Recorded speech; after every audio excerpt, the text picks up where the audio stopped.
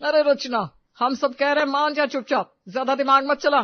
तेरे पति को तो दुनियादारी की समझ है नहीं, कम से कम तू तो अकल से काम ले। कागज सामने पड़ा है, अंगूठा लगा और फुर्सत कर।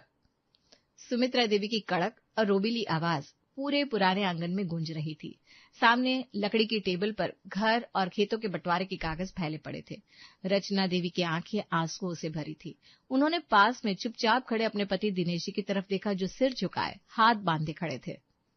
पर जीजी, ये तो हमारे हिस्से की जगह भी आप अपने नाम करवा रही हैं, और खेत का वो हिस्सा तो अम्मा जी ने हमें देने को कहा था ना, वो भी आप ले रही हो, और बंजर जमीन हमें दे रही हो। तो क्या हुआ, हमारे बेटे बड़े हैं, उनकी जरूरतें ज्यादा है, शहर में कारोबार खोलना है उन्हें, और वैसे भी अम्मा जी की सेवा मैंने की है, तूने नहीं। और मरते मरते मेरे कान में यही कहा था कि बड़े बेटे को ज्यादा मिलना चाहिए। क्यों मंजू, गलत कर रही हूँ क्या मैं? हाँ भाभी, सुमित्रा जीजी बिल्कुल ठीक कह रही हैं। अम्मा जी हमेशा कहती थी सुमित्रा जीजी ने बहुत सेवा की है, उनका हिस्सा तो ज्यादा ही बनता है। दिनेश भैया को तो वैसे भी धन दौलत से कोई मुंह है नहीं, 2 कमरों में गुजारा कर लो, क्या आफत आ जाएगी। तो भाई तेज बोल बोल कर डरा कर रचना देवी और दिनेश जी के हिस्से का अच्छा सामान, मेन सड़क वाला मकान और उपजाऊ जमीन जेठानी और देवरानी ने मिलकर हड़प ली। रचना देवी का गला घुट रहा था, पर संस्कार और संकोच के कारण वे एक शब्द ना बोल सकी। जब बंटवारा खत्म हुआ और सब अपने अपने कमरों में चले गए, तब रचना देवी कमरे में जाकर जमीन पर बैठ गई और रोने लगी। देखा आपने, अपनी आंखों से देखा ना, आज की दुनिया ही ऐसी है। जो लड़ता है, जो चिल्लाता है, जो दूसरे की छाती पर चढ़कर झगड़ता है, उसी की सुनी जाती है। हमने शरीफ बनकर प्यार से अपना हक मांगा तो इन लोगों ने बेईमानी कर ली। अब क्यों नहीं बोले कुछ? नहीं बोला क्योंकि भाई साहब की बात थी। पर कोई बात नहीं रचना, सब्र करना चाहिए। ईश्वर के घर देर है अंधेर नहीं, ऊपर वाला सब देख रहा है। इतने साल से सब्र ही तो कर रही हूँ, थक गई हूँ सब्र करते करते। मायके गई तो भाभी ने मेरा फायदा उठाया, अपने बेटे की पढ़ाई के नाम पर सालों मेरे पास छोड़ दिया। मैंने उसे पाल पोस कर बड़ा किया, पढ़ाया लिखाया, और देखो जब मेरा मन था कि वो कुछ दिन और रुके तो भाभी ने ये कह के बुला लिया कि मेरा बेटा है, मैं तो बुलाऊंगी ही दीदी। जरा सा तरस नहीं खाया मेरे दिल पर। शांत हो जाओ रचना, जो बीत गया उसे याद करने से क्या फायदा, दुनिया ऐसी है। ऐसा कैसे शांत हो जाओ? आपके दोस्तों ने जाने कितने 1000 रुपए उधार लिए और आज तक हमें वापस नहीं किए। आप भी चुप रहे, मैं भी चुप रही, सबने हमें बेवकूफ समझा। तुम अच्छी और सच्ची हो रचना, और जो गलत करता है वो एक दिन खुद भुगतता है, ये लोग भी भुगतेंगे। रचना देवी की आंखों से आंसुओं की धार बह रही थी। वे काफी देर तक तकिए में मुंह छिपाकर सिसकती रही, रोते रोते ही सो गई। समय पंख लगाकर उड़ता रहा, साल बीतते गए, पर रचना देवी की किस्मत देखी, उनके घर बेटी नहीं बल्कि एक के बाद एक 2 बेटे पैदा हुए। बड़ा बेटा शुभम और छोटा बेटा विकास। और बेटी न होने का मलाल रचना जी के दिल में हमेशा दबा रहा, क्योंकि वो अपनी बेटी को मुंह पर बोल देने का गुण सिखाना चाहती थी। लेकिन भगवान को कुछ और ही मंजूर था। एक दिन, क्यों भाग्यवान, तुम तो कह रही थी मेरी बेटी होगी तो मैं उसे अपने जैसा नहीं बनाऊंगी, बहुत ही तेज तर्रार बनाऊंगी, शेरनी बनाऊंगी। अब क्या करोगी? अब तो तुम्हारे 2-2 लल्लू बेटे हो गए, अब किसे बनाओगी लड़ाकू? हटो जी, आप तो बस मेरा मजाक उड़ाने का मौका ढूंढते रहते हो। कोई बात नहीं, मेरे बेटे हुए तो क्या हुआ, बहू तो आएगी ना मेरे घर, वो भी तो मेरी बेटी जैसी ही होगी। ऐसी बहू ढूंढ के लाऊंगी जो सबका मुंह एक झटके में बंद कर देगी, किसी की भी कोई बदतमीजी वाली बात नहीं सुनेगी। और ना ही ये जो आपकी सुमित्रा भाभी है ना, जिन्होंने मेरा हिस्सा छीना था, उनकी कोई बात सुनेगी। मैं भूली नहीं हूं कुछ भी, बस इज्जत के मारे चुप रह गई थी। जो आज मेरे ही हिस्से वाले आलीशान कमरे में रह रही है, मेरी बहू आएगी तो उन्हें भी कायदे से मजा चखाएगी। तू ना बहुत अच्छी और सच्ची है रचना। ठीक है, तू ढूंढ कर लिया ऐसी खूंखार बहू, मैं भी देखूंगा। बड़ा बेटा शुभम जब 25 साल का हुआ और बैंक में अच्छी नौकरी करने लगा, तो रचना देवी ने उसके लिए लड़की ढूंढना शुरू कर दिया। वे जिस भी रिश्तेदार से मिलती बस यही कहती, मुझे सुंदर सुशील नहीं बल्कि मन की साफ पर तेज तर्रार लड़की चाहिए। एक दिन उनके मायके से उनकी कुसुमा चाची का फोन आया। अरे रचना, राम राम रचो, कैसी है तू? राम राम चाची, बस बढ़िया हूँ, आप बताओ, शुभम के लिए कोई अच्छी लड़की नजर में आई क्या? अरे बेटा, इसीलिए तो फोन किया है, लड़की मेरी बिल्कुल जानी पहचानी है, लड़की बिल्कुल खरा सोना है, हीरा। लड़की का नाम पूजा है, इतनी अच्छी है कि रोज उसकी पूजा कर लो। बस वही है कि उसको गलत बात जरा भी बर्दाश्त नहीं है, किसी की फालतू बात सुनती ही नहीं।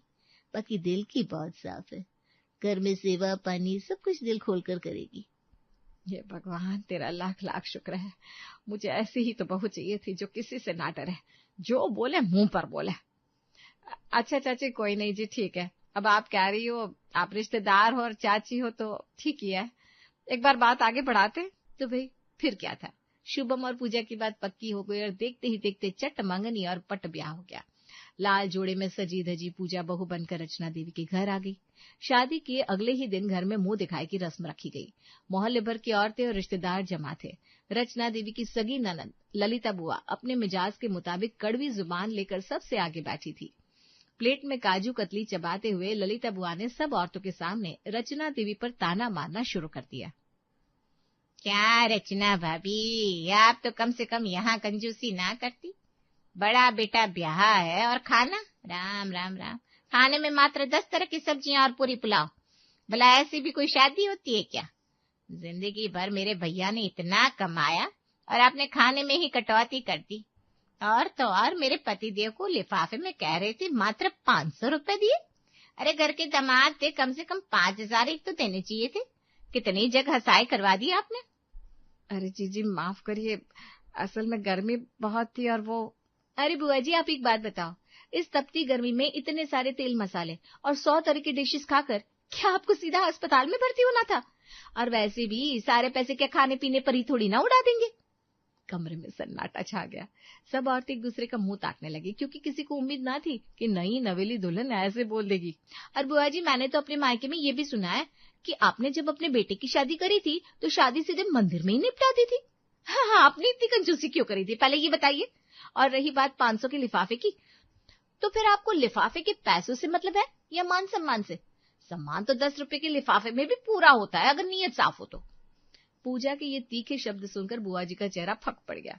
उनकी बोलती पूरी तरह बंद हो गई। तभी मौके पर चौका मारते हुए रचना जी की जेठानी सुमित्रा जी, जो पास ही बैठी थी, ताना मारते हुए बोली, अरे राम राम रचना, तेरी तो जिंदगी भर जुबान ना चली, पर तेरी बहू की तो 7 गज की जुबान है। बड़ों से बात करने की तमीज ही नहीं है इसे। हाँ ताई जी, पर आपकी बहू से तो कम ही है। और इसके अलावा मेरी जुबान कैंची भी है, जो ज्यादा बेफालतू बोलता है ना, उसकी जुबान काटना भी अच्छे से जानती हूँ मैं। सुमित्रा जेठानी ने जब पूजा की आंखों में वो आग देखी तो वो बिना एक शब्द बोले अपनी साड़ी का पल्लू संभालते हुए उल्टे पांव वहां से खिसक गई। सब औरतें हैरान थी, पर रचना देवी मन ही मन खुश हो रही थी। ये हुई ना बात, कर दी सबकी बोलती बंद। सारी उम्र बीत गई मेरी इनके ताने सुनते, अब हिम्मत ना होगी किसी की। शुरुआत के कुछ महीनों तक रचना देवी अपनी बहू के इस रूप से बहुत खुश रही, लेकिन धीरे धीरे पूजा का ये कड़क स्वभाव घर के अंदर भी महसूस होने लगा। एक दिन किचन में पूजा से पनीर की सब्जी में नमक थोड़ा तेज हो गया। पूजा बेटा, तू थोड़ा ढंग से काम कर लिया कर, आज पनीर में नमक ज्यादा हो गया था, तेरे पापा जी से खाया ही नहीं जा रहा।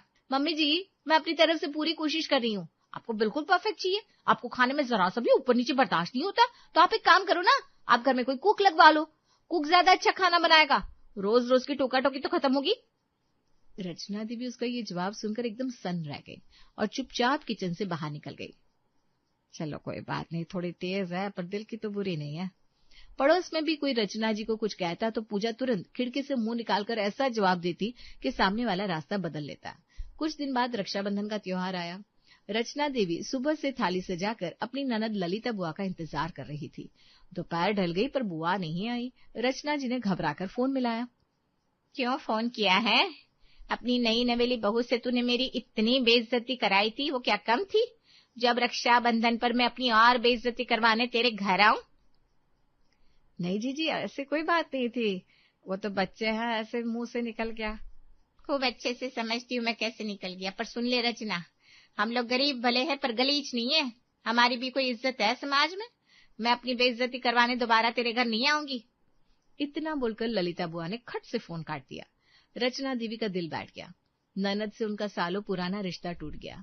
उनका मन अब परेशान था, इसलिए कुछ दिनों बाद घर में सुख शांति के लिए रचना जी ने सत्यनारायण भगवान की कथा रखी। पूरे मोहल्ले की औरतों को बुलाया, पर उनकी देवरानी और जिठानी नहीं आई। रचना जी ने अपनी पुरानी पड़ोसन कविता जी को कोने में ले जाकर पूछा, कविता जी क्या बात है, मेरी जेठानी और देवरानी पूजा में नहीं आई, सब ठीक तो है ना? अरे रचना भाभी, आपकी बहू ने मुंह दिखाए वाले दिन जो उनको झाड़ा था ना, उससे वे आज तक रूठी बैठी है। कह रही थी बहू होकर बड़ों को जवाब देती है, इसलिए नहीं आई। पीछे बैठी अन्य औरतें भी आपस में कानाफूसी करने लगी। देखो जी, इनके घर में कैसी पूजा हो रही है, अपने ही घर परिवार के लोग नहीं आए, बस हम बाहरी लोग बैठे हैं। ये सुनकर रचना देवी का मन दुखी हो गया। वे उदास होकर एक कोने में बैठ गई। कथा खत्म होने के बाद दिनेश जी उनके पास आए। क्या बात है भाग्यवान, मैं देख रहा हूँ कुछ दिनों से तुम दुखी दिखाई दे रही हो, कोई बात है क्या? बात तो कोई नहीं है। तो तबीयत तो ठीक है? हाँ, तबीयत भी ठीक है, पर देखो ना, जीजी ने भी रिश्ता तोड़ दिया। और राखी पर घर नहीं आई, ना फोन करती है ना फोन उठाती है। और यहाँ मेरी देवरानी, जेठानी, आपकी भाभी यहाँ भी मुझसे नाराज बैठी है। सारा रिश्ता ऐसा लग रहा है कि एक एक करके खत्म हो रहा है। अरे तुम भी छोटी छोटी बातों को लेकर बैठ जाती हो। उन्होंने भी तो जीवन भर तुम्हारे साथ कितना बुरा किया था। पूजा बहू ने उनका मुंह बंद कर दिया तो अच्छा ही हुआ ना। अब कम से कम ये लोग तुम्हें परेशान तो नहीं करेंगे। हाँ जी, सही कह रहे हो आप। इन लोगों ने मुझे बहुत परेशान किया था कभी, पर फिर भी रिश्ते तो रिश्ते होते हैं ना। वही बात ना, जब उन्होंने तुम्हें कभी खुशी नहीं दी तो तुम उनके बारे में इतना क्यों सोच रही हो? छोड़ो ये सब। रचना देवी चुपचाप वहां से उठकर चली गई, पर उनके मन में ये बात बैठ गई कि उनका परिवार अलग थलग पड़ता जा रहा है। इधर पूजा का मिजाज और कड़क होता गया। एक दिन सुबह शुभम दफ्तर जाने के लिए तैयार हो रहा था। पूजा, क्या करती रहती हो यार, अभी तक तुमने मेरा टिफिन तक नहीं लगाया, मुझे ऑफिस के लिए देर हो रही है। शुभम, अब शादी करके अपनी लाइफ पार्टनर बनाकर लाए हो, ये कोई नौकरानी लेकर आए हो? जब देखो तो पूजा ये नहीं हुआ, पूजा वो नहीं हुआ। अरे खुद भी तो कुछ काम कर सकते हो।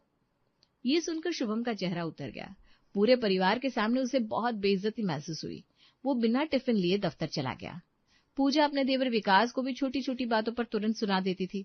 कुछ महीनों बाद छोटे बेटे विकास की शादी पक्की हुई और घर में छोटी बहू आरती का आगमन हुआ। आरती का स्वभाव पूजा से बिल्कुल अलग था। एक दिन, आरती बेटा, ये ले, तेरे लिए सोने की चूड़ियां और कुछ गहने लाई हूँ, ये पहन कर देख, तुझ पर बहुत अच्छे लगेंगे। अरे मम्मी जी, इस सब की क्या जरूरत थी, आप बेकार में ही इतना खर्चा करती है। पर चलिए, आपका प्यार और आशीर्वाद समझकर रख लेती हूँ। पूजा ने देखा तो उसे अच्छा नहीं लगा। उसी शाम, अरे आरती, ये देखो, आज तुम्हारे लिए एक सरप्राइज है। सच? क्या सरप्राइज है? चलो जल्दी से पैकिंग कर लो, आज हम दोनों शिमला घूमने चल रहे हैं, वहां खूब शॉपिंग भी करेंगे। वाह जी, आप तो दुनिया के सबसे अच्छे पति हैं। शुभम, मुझसे अब ये सब और नहीं देखा जाता। घर का सारा भारी काम मैं दिन रात घिस घिस कर करूं और फल किसी और को मिले। माँ जी का सारा प्यार और गहने आरती के लिए, और मेरे लिए सिर्फ काम। मेरा मन अंदर ही अंदर घुट रहा है, क्या मैं इस घर की बहू नहीं हूँ? पूजा, तुम बात बात पर मम्मी को और सबको तुरंत तीखा जवाब दे देती हो। शायद इसी वजह से वे तुमसे थोड़ा कतराती है और आरती से हंसकर बात करती है। जवाब देती हूँ क्योंकि मुझे कोई भी गलत बात बर्दाश्त नहीं है, पर जितना मैं मम्मी जी से दिल से प्यार करती हूँ ना, उतना ये आरती कभी नहीं कर सकती। आपको पता भी है, अपने मायके वालों से छुप छुप के आरती फोन पर घंटे घंटे मम्मी जी की बुराई करती है। बस ये मुंह पर शहद घुले रहती है, सामने से कुछ नहीं बोलती। अब इसमें मैं क्या ही बोलूं पूजा, ये तुम औरतों का आपस का मैटर है, तुम लोग ही जानो, मैं बीच में नहीं पड़ने वाला। घर में हर बीतते दिन के साथ आरती को ज्यादा तवज्जो मिलने लगी और पूजा खुद को अकेला महसूस करने लगी। एक दोपहर जब सब अपने अपने कमरे में सो रहे थे, पूजा आंगन के एक कोने में बनी सीढ़ियों पर बैठकर चुपचाप रो रही थी। तभी रचना देवी पानी पीने के लिए बाहर निकली। उन्होंने पूजा को रोते देख लिया। रचना देवी का दिल पिघल गया। वे धीरे धीरे चलकर पूजा के पास गई और उसके कंधे पर हाथ रखा। पूजा, क्या हुआ बेटा, तू यहाँ अकेले बैठकर रो क्यों रही है? मम्मी जी, आप ये बताओ, मैंने आपसे प्यार कब नहीं किया? सालों से मैं आपके साथ इस घर में हूँ। आपको कोई कुछ भी जरा सा कहता था, मैं उसको तुरंत जवाब दे देती थी। मैं आपसे इतना प्यार करती थी कि मुझे आपकी जरा सी भी बेइज्जती बर्दाश्त नहीं होती थी। मेरे मायके से ऐसा कोई गिफ्ट या मिठाई नहीं आई होगी जो सबसे पहले मैंने आपके पास में ना रखी हो। ऐसी कोई चीज नहीं होगी जो मैं आपके लिए लाई नहीं होंगी। फिर भी आज आप आरती से इतना प्यार करती हो, आप उसको सब कुछ देती हो और मुझसे कतराती हो। क्या मेरी कोई कीमत नहीं है आपके दिल में? पूजा बेटा, मैं तेरे मन की सारी बात समझती हूँ और तेरा साफ दिल भी समझती हूँ।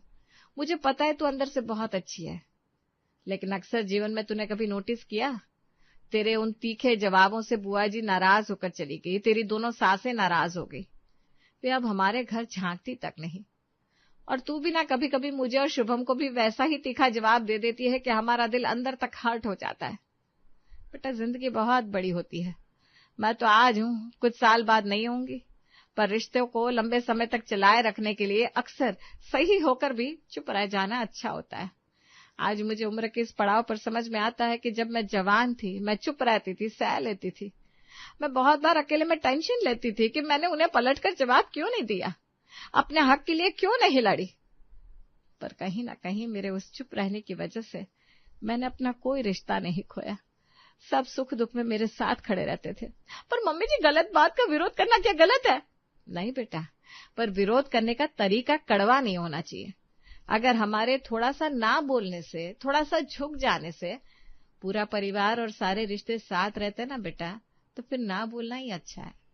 और सच कहूं तो गलती शायद इसमें तेरी भी नहीं है। मैं शुरुआत से ही भगवान से ऐसी ही तेज तर्रार बहू चाहती थी जो सबकी बोलती बंद करते। पर अब मुझे अपनी गलती का एहसास हो रहा है कि ये चीज ठीक नहीं है। घर चलाने के लिए कैंची के नहीं, सुई धागे की जरूरत होती है। एक बार तो खुद को थोड़ा सा बदल के देख, अपनी कड़वाहट छोड़कर प्यार से बात करके देख, और फिर से सबकी सबसे प्यारी बहू बन जाएगी तू, क्योंकि मैं जानती हूँ तेरे दिल की बहुत अच्छी है। रचना देवी की बातें पूजा के दिल में उतर गई। उसे एहसास हुआ कि सचमुच स्वाभिमान की रक्षा करने और हर बात पर बुरा बोलने में बहुत बड़ा अंतर होता है। पूजा की आंखों से पछतावे के आंसू बह निकले। उसने तुरंत आगे बढ़कर अपनी सास रचना देवी के गले से खुद को लगा लिया। मुझे माफ कर दीजिए मम्मी जी, मैं समझ गई। अब से मैं कभी आपको या किसी को शिकायत का मौका नहीं दूंगी। कभी कभी जीवन में हर बहस को जीतना जरूरी नहीं होता है। रिश्तों की डोर को बनाए रखने के लिए, परिवार की खुशियों को समेट कर रखने के लिए सही होकर भी थोड़ा झुक जाना और सही वक्त पर चुप रह जाना ही इंसान की सबसे बड़ी समझदारी और जीत होती है। रिया के घर के लिविंग रूम में दोपहर में साक्षी, नेहा और रिया सोफे पर बैठी है। टेबल पर चाय और समोसे रखे हैं। तीनों शादीशुदा सहेलियां थकी हुई और परेशान दिख रही हैं, जबकि प्रीति आराम से उनकी बातें सुन रही है। यार प्रीति, तू सच में बहुत किस्मत वाली है। अभी तक कुंवारी है और अपने बाप के घर में राज कर रही है। मेरी सास ने तो सुबह 5 बजे का अलार्म लगा रखा है मेरे सिर पे। जरा सा देर हुई नहीं कि कमरे के बाहर आकर खड़ी हो जाती है। बहन, तेरे यहाँ तो सिर्फ खड़ी होती है। मेरी सास तो साक्षात सीआईडी है। कल मैं अलमारी साफ कर रही थी, पीछे आकर खड़ी हो गई और ताना मारते हुए बोली, इतने नए सूट जब मैं इस घर में ब्याह कर आई थी ना, तो 2 साड़ियों में पूरा साल काट दिया था। मतलब बंदा अपने पैसों से कपड़े भी ना खरीदे। और नहीं तो क्या, जिस ससुराल में सास होती है ना, वहाँ बहुएं हमेशा चिड़ी हुई ही घूमती है। चैन से सांस लेना भी दूभर कर देती है। हर बात में मीन मेख निकालना ही उनका धर्म होता है। बाप रे, तुम लोग तो ऐसे बता रही हो जैसे सास को इंसान नहीं बल्कि हिटलर की सगी बहन हो। क्या सच में औरतें सास बनने के बाद इतनी जालिम हो जाती हैं? जालिम बहन, ये शब्द तो बहुत छोटा है। हमारी हालत देख ले। हिटलर है भाई, हिटलर। देख प्रीति, अब इसे कमर कस ले तू भी। भाई, तुम लोगों की राम कहानी सुनकर तो मेरी रूह कांप गई है। मैं तो भगवान से रोज हाथ जोड़कर यही मनाऊंगी कि मुझे इस सास नाम की मुसीबत से दूर ही रखे। प्रीति अपनी सहेलियों से बातें करके घर आती है तभी, अरे प्रीति बेटा, आ गई तू। जरा ताई जी के यहाँ से डोसे बनाने का तवा तो ले आ। हमारा वाला मौसी लेकर गई है। अरे यार माँ, आपका तो हर बार का है। अपने घर का सामान बांट देती हो और फिर दूसरों का मांगती रहती हो। अरे बेटा, ताई जी का ही तो घर है। जा, चली जा। ठीक है, जा रही हूँ। प्रीति अपनी ताई जी के घर जाती है, लेकिन घर पर ताई जी है ही नहीं। सिर्फ उनकी नई नवेली बहू रागिनी रसोई में काम कर रही है। प्रीति उनसे बात करने पहुंचती है। अरे रागिनी भाभी, नमस्ते। और बताओ, कैसा चल रहा है सब कुछ? एकदम मजे में हो ना? ताई जी नहीं दिख रही है? अरे प्रीति दीदी, आओ बैठो। तुम्हारी ताई जी तो पड़ोस में किसी की सगाई में है। बताओ कैसे आना हुआ? अरे वो भाभी, मम्मी ने जरा डोसा बनाने का तवा मंगाया है, दे दो। हाँ हाँ जरूर, हाँ बैठो, मैं लाती हूँ। और बताओ, क्या लोगी, चाय या कॉफी? नहीं नहीं भाभी, कुछ नहीं चाहिए। बस अभी अभी फ्रेंड्स के साथ घूम कर आई हूँ, तो खा पी कर ही आई थी। अच्छा, तब तो बहुत मजा आया होगा ना? आपकी मौज है, शादी से पहले जितना मजा चाहे उतना कर लो।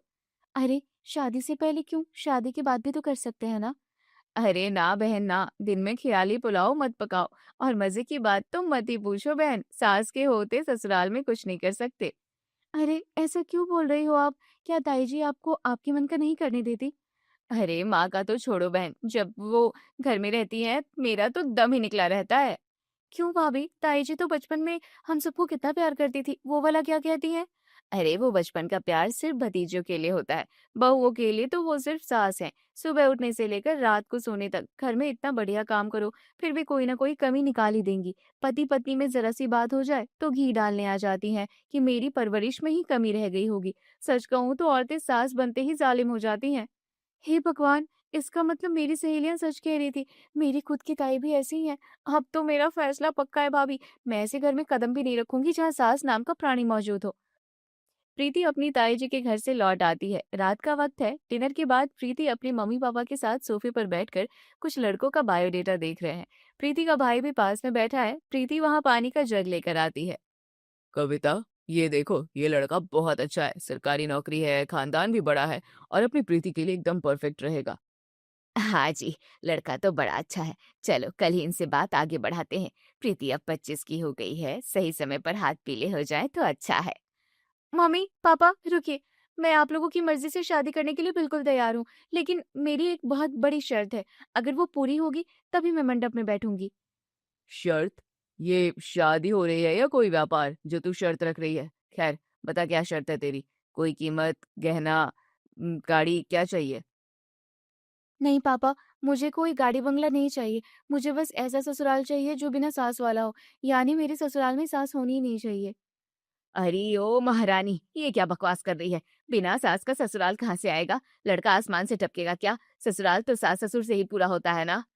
मुझे नहीं पता मम्मी, अगर आप चाहते हो कि आपकी बेटी खुशी रहे तो और शादी करे तो बिना सास का घर ढूंढो, वरना मैं इस घर से डोली में नहीं बैठने वाली, साफ बात है। अच्छा तो जरा ये बता कि तेरे भाई के लिए जो लड़की आएगी, अगर वो ऐसी डिमांड करे तो?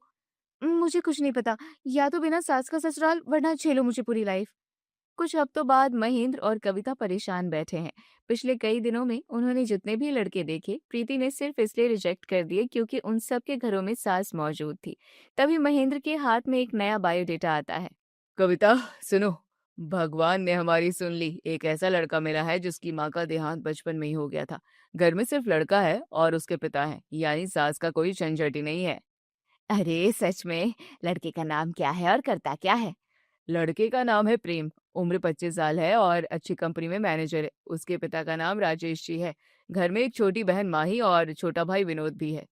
क्या सच में पापा, उस घर में कोई सास नहीं है? ओहो, थैंक यू भगवान जी, बिना सास का ससुराल मिल गया। तो भाई फाइनली प्रीति की शादी बिना सास वाले ससुराल में हो रही है। रात के 3 बजे फेरों से ठीक पहले प्रीति दुल्हन के भारी जोड़े में सजी बैठी है। उसकी सहेली रिया उससे मिलने कमरे में आती है। मान गई प्रीति तुझे, तूने तो सच में मौके पर चौका मार दिया। तू हमेशा कहती थी बिना सास के ससुराल में शादी करेगी, तूने वाकई कर दिखा दिया। और क्या बहन, मैंने तो मम्मी पापा को साफ अल्टीमेटम दे दिया था, शादी करूंगी तो महारानी की तरह रहूंगी, किसी बुढ़िया के ताने सुनने के लिए नहीं जा रही मैं। अब तो मेरी ऐश ही ऐश है। प्रीति अपनी सहेलियों के सामने खुश हो रही होती है। कुछ ही देर में उसकी शादी प्रेम से हो जाती है और वो विदा होकर अपने ससुराल आ जाती है। शादी की थकान की वजह से प्रीति सुबह 7 बजे तक सो रही है। अचानक कमरे के बाहर जोर जोर से खटखटाने की आवाज आती है। प्रीति हड़बड़ा कर उठती है। बहू, ओ बहू, सुबह के 7 बज चुके हैं। ये कौन सा टाइम होता है सोकर उठने का? हमारे जमाने में तो घर की बहुएं ब्रह्म मुहूर्त में अंधेरे में ही उठ जाती थी। उठकर झाड़ू पोछा पूजा पाठ सब निपटा लेती थी। और आज की बहुएं देखो, 7-7 बजे तक घोड़े बेचकर पड़ी रहती है। अरे ये क्या है? मैं तो सोच रही थी कि घर में सास नहीं है तो चैन से सोऊंगी। ये ससुर जी सुबह सुबह सास की तरह ताने क्यों मार रहे हैं? जी ससुर जी, वो रात को देर हो गई थी ना, इसलिए। बहाने मत बनाओ बहू। आज पहला दिन था तो ठीक है, लेकिन कल से ये सब नहीं चलेगा। जल्दी से तैयार होकर रसोई में आओ, सबको चाय नाश्ता चाहिए। ससुर जी ताना देकर चले जाते हैं। प्रीति जल्दी जल्दी तैयार होकर रसोई में आती है और सूजी का हलवा बनाने की तैयारी करती है।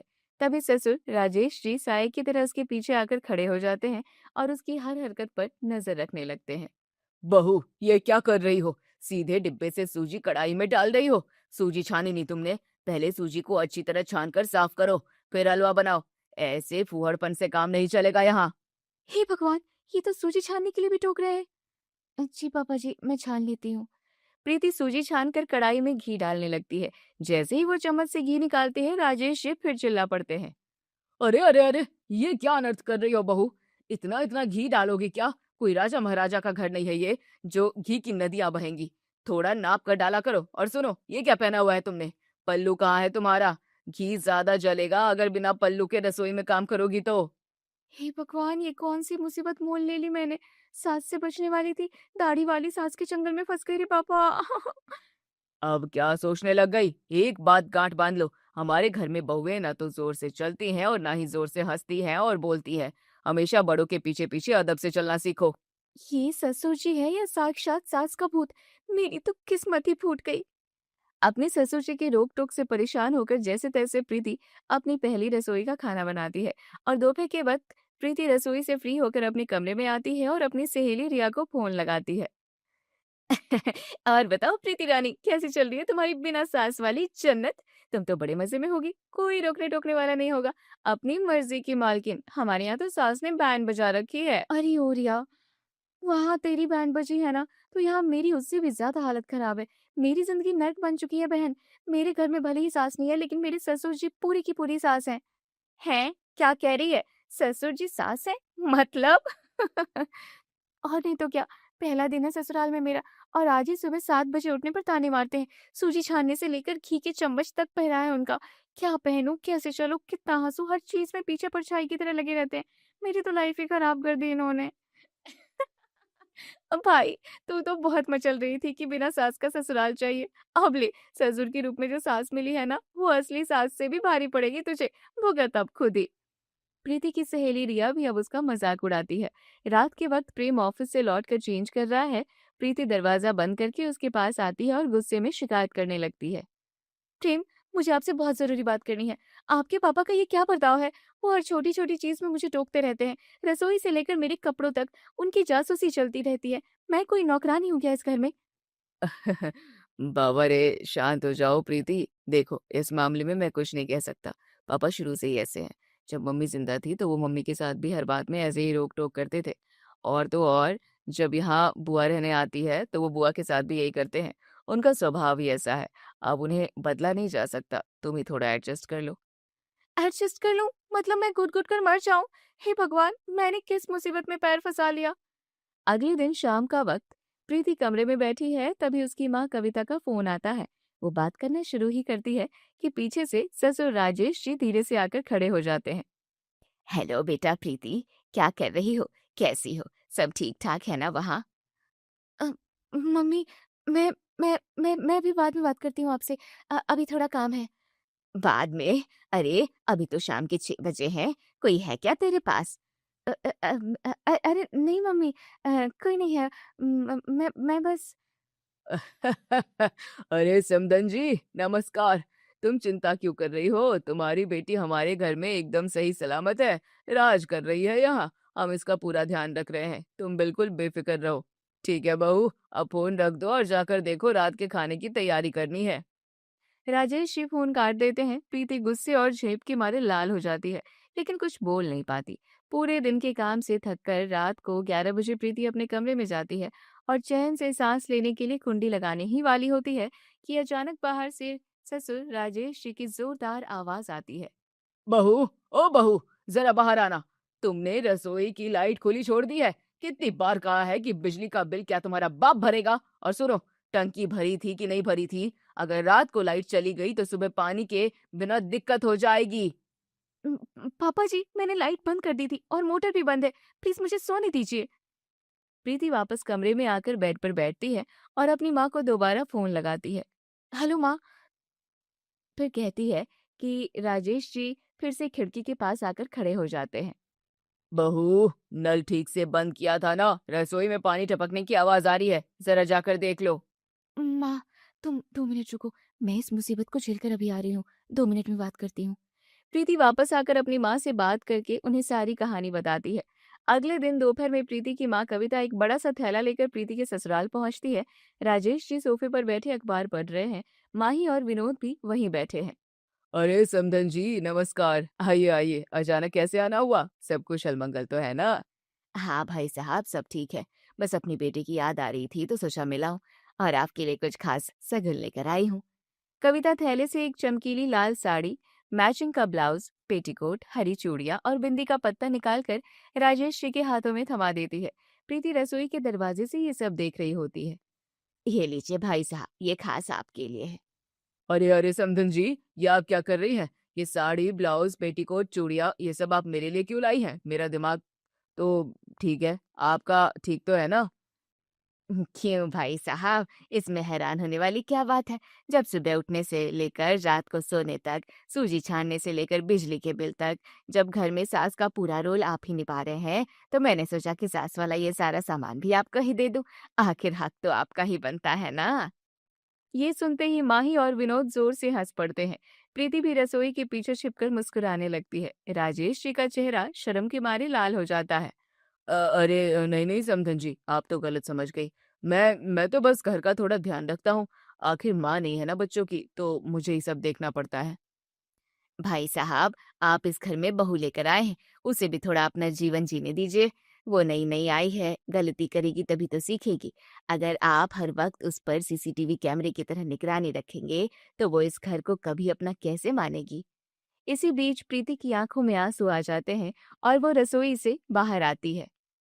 मुझे माफ कर दो बेटा, मुझे सच में अपनी गलती का एहसास नहीं था, लेकिन समधन जी ने मेरी आंखें खोल दी हैं।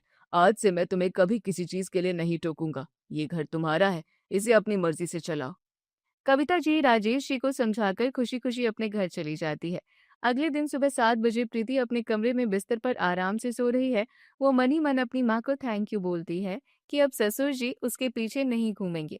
तभी अचानक कमरे के दरवाजे पर जोर जोर से खटखटाने की आवाज आती है। बहू, अरे ओ बहू, सुबह के 7 बज गए हैं। क्या कोई तुम ऐसे ही रहोगी, सोई रहोगी? देखो जरा, आज पड़ोस की सब बहुएं उठ गई है। उनके यहाँ पूजा पाठ भी हो गए हैं और चाय नाश्ता भी बन गया है। तुम आज चाय वाय दोगी कि नहीं, या बस बिस्तर में ही पड़ी रहोगी? भगवान, मेरी माँ का मास्टर स्ट्रोक भी फेल हो गया। मेरे ससुर वाकई में पूरी की पूरी सास है। ये इंसान दुनिया बदल जाएगी पर खुद कभी नहीं बदल सकते। मेरी तो किस्मत ही खराब है। प्रीति चिढ़कर चादर फेंकती है और रसोई की तरफ भागती है, जबकि बाहर राजेश जी हाथ में घड़ी थामे खड़े मुस्कुरा रहे हैं।